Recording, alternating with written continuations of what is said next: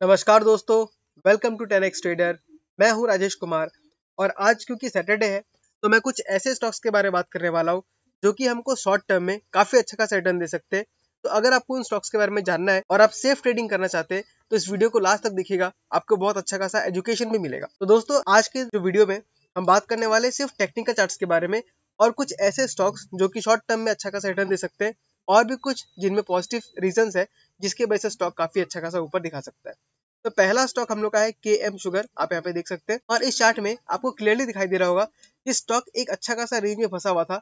उस रेंज में फंसने के बाद स्टॉक हमको अभी कहीं ना कहीं ब्रेकआउट देता हुआ नजर आ रहा है। तो आपको दिखाता हूँ, ये जो आपका अपर लाइन है और जो लोअर लाइन है ये आपको एक रेंज दिखा रहा है और इस रेंज को स्टॉक ने ब्रेकआउट दिया इस जगह पर। और ब्रेकआउट देने के बाद हमें फिलहाल एक रिट्रेसमेंट नजर आ रहा है। आप देख सकते हैं, आपको यहाँ पे एक रिट्रेसमेंट नजर आ रहा है और साथ ही साथ आप ये भी देख सकते हैं कि जो ब्रेकआउट हुआ है ये ब्रेकआउट हाई वॉल्यूम के साथ हुआ है। आप देख सकते हैं वॉल्यूम काफी हाई है। तो जब भी ऐसा सिचुएशन बनता है तो हमको इस स्टॉक पे ध्यान देना चाहिए और अगर आपके पास उतना कैपेसिटी है, अगर आप बेटर रिसर्च कर सकते हैं तो इसके बाद आपको और रिसर्च करना चाहिए और यहाँ पे पोजीशन लेने से काफी अच्छा खासा प्रॉफिट हमें हो सकता है। इस स्टॉक में जो एक और खासियत ये है कि इस स्टॉक पे रिसेंटली ही लेट राकेश झुंझुनवाला की वाइफ ने यानी कि रेखा झुंझुनवाला ने इन्वेस्ट किया है, तो उसके वजह से भी स्टॉक में अच्छा खासा एक मोमेंटम आया है। लेकिन यहाँ पे ध्यान रखिएगा दोस्तों कि स्टॉक मार्केट में कोई भी चीज एकदम 100% श्योर नहीं होता। आप देख सकते हैं यहाँ भी हमको एक ब्रेकआउट नजर आया था, इस जगह भी हमें एक ब्रेकआउट नजर आया था और यहाँ पे रिट्रेसमेंट भी हुआ था। लेकिन उसके बाद स्टॉक यहाँ पे सस्टेन नहीं कर पाया और वो नीचे नीचे आते गया और उसने लोअर रेंज को टच कर लिया। तो सेम सिचुएशन यहाँ पे रिपीट हो सकता है क्योंकि कंपनी एक बहुत स्मॉल कैप कंपनी है, शायद 70-80 करोड़ की कंपनी है। तो क्योंकि बहुत छोटी है तो यहाँ पे रिस्क भी बहुत ज्यादा होगा और सिर्फ इसलिए कि रेखा जिंजवाला ने इन्वेस्ट किया है, आपको भी इसमें इन्वेस्ट नहीं करना चाहिए। आपको और एनालिसिस करना चाहिए, उसके बाद यहाँ पे इन्वेस्ट करना। तो इस स्टॉक में हमने देखा कि ये स्टॉक क्या है, आपका रेंज में फंसा हुआ है और रेंज का जब ब्रेकआउट मिलेगा तो प्रॉफिट हमको काफी अच्छा खासा हो सकता है। अगर मैं टारगेट निकालने का ट्राई करूँ तो टारगेट बहुत ही सिंपल है निकालना है। यहाँ पे आप देख सकते हैं इसका टारगेट निकल के लगभग आता है 50 का, यानी 37 पे फिलहाल स्टॉक हमको मिल रहा है और 50 तक का हमको टारगेट यहाँ पे मिल सकता है। तो ये था हम लोग का टेक्निकल एनालिसिस KM शुगर का। अब हम दूसरा स्टॉक देख लेते हैं जिसका नाम है क्रिसिल और ये फंडामेंटली बहुत ही स्ट्रॉन्ग स्टॉक है और फिलहाल हमको ये 200 डेज के मूविंग एवरेज मिल रहा है। दोस्तों, मैं आपको यहाँ पे अलग अलग स्ट्रेटेजी डिस्कस कर रहा हूँ। पहले स्टॉक में मैंने जो डिस्कस किया था स्ट्रेटेजी, उसका नाम है रेंज ब्रेकआउट, यानी जब कोई एक स्टॉक रेंज में फंस जाता है और उस रेंज से निकलता है उस टाइम पे हम वहां पे ट्रेड लेते हैं। और अभी जो मैं बात करने वाला हूँ वो है 200 डेज का मूविंग एवरेज का स्ट्रेटेजी। अब देखिए दोस्तों, आपको सिंपली क्या करना पड़ता है, आपको इंडिकेटर लगाना पड़ता है 200 डेज का मूविंग एवरेज। तो जो ग्रीन लाइन है ये हम लोग का 200 डेज का मूविंग एवरेज है और ये ब्लैक वाला 40 डेज का है। तो यहाँ पे हम सिर्फ 200 डीएमए वाला देखने वाले हैं। डीएमए का मतलब डेली मूविंग एवरेज। अब आप यहाँ पे देखिए हमको स्ट्रेटेजी क्या है। जब भी हमको कोई स्टॉक, याद रखिएगा दोस्तों, इसमें फंडामेंटली स्ट्रॉन्ग स्टॉक होना पड़ेगा।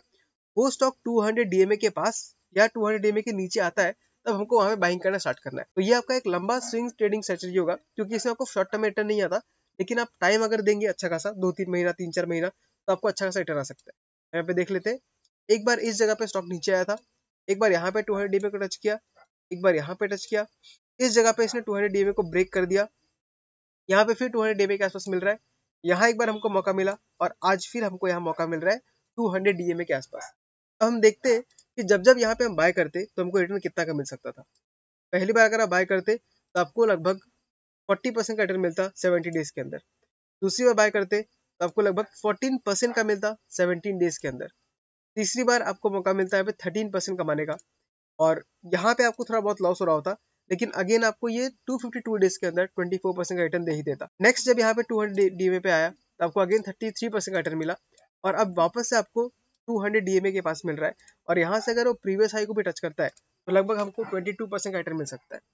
यहाँ पे आप एक चीज और देख सकते हैं कि जो RSI है वो 30 के आसपास है, यानी कि वो यहाँ पे ओवरसोल्ड हो गया था, फिर वहीं से हमको बढ़ता हुआ नजर आया। तो सेकंड स्टॉक जो हमने डिस्कस किया वो है क्रिसिल और इसमें हमको क्लियर अप ट्रेंड में दिख रहा है और जब भी अप ट्रेंड में कोई स्टॉक हो और 200 डीएमए के आसपास हमको नजर आए, हमको वहाँ पे एक अच्छा खासा बाइंग कर सकते हैं।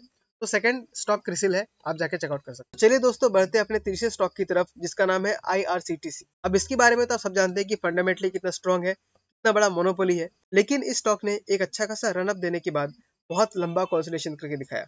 आप देख सकते हैं कि 315 से सीधा पहुंच गया था आपका 1223 तक, जो कि हमको 3 गुना का रिटर्न दिखा रहा है।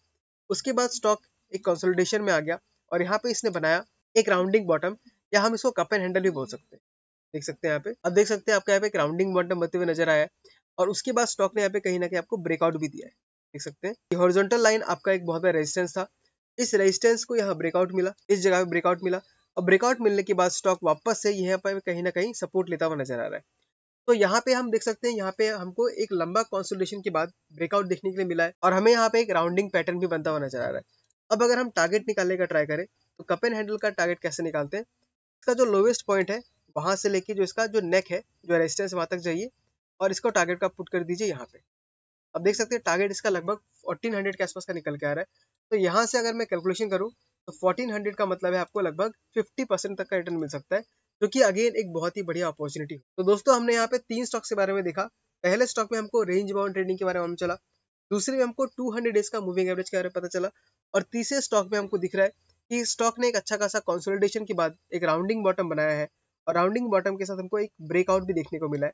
तो जब भी ऐसा कॉम्बिनेशन मिलता है तो हम यहाँ पे एक अच्छा खासा स्विंग ट्रेड ले सकते हैं। अब देख सकते हैं आपको ब्रेकआउट मिला है और ब्रेकआउट के बाद हमारा टारगेट लगभग 1500 के आसपास का निकल के आ रहा है, 1400 के आसपास का निकल के आ रहा है। तो दोस्तों नेक्स्ट वीक के लिए या नेक्स्ट महीनों के लिए आप इन स्टॉक्स को देख सकते हैं और इसमें अपना खुद का एनालिसिस करने के बाद आप वहाँ पे ट्रेड ले सकते हैं, क्योंकि ये वीडियो कोई रिकमेंडेशन नहीं है, ये सिर्फ एजुकेशन पर्पज के लिए है, एक स्टॉक आइडियाज को जनरेट करने के लिए है। उसके बाद का डिसीजन आपको खुद ही लेना पड़ता है। अगर मैं अपने बारे में बात करूँ तो मैं इनमें से किसी भी स्टॉक में इन्वेस्टेड नहीं हूँ, क्योंकि मेरा पोर्टफोलियो ऑलरेडी, मैं फुल्ली मार्केट में इन्वेस्टेड हूँ। आप मेरा पोर्टफोलियो देख सकते हैं या अगर आपने ऑलरेडी देखा है तो आपको पता ही होगा, जितना भी पैसा मेरे पास था मैंने पूरा का पूरा अभी मार्केट में इन करके रखा हुआ है, मैंने इसमें से निकाला नहीं। तो अगर आपको ये वीडियो अच्छा लगा तो इसको लाइक कर दीजिए और हो सके तो चैनल को सब्सक्राइब भी कर दीजिएगा, क्योंकि ऐसे ही वीडियोस मैं टाइम टाइम लेके आते रहता हूँ। मैं मिलता हूँ आपसे किसी अगले वीडियो में किसी अगले स्टॉक के साथ। तब तक के लिए tata bye bye, take care.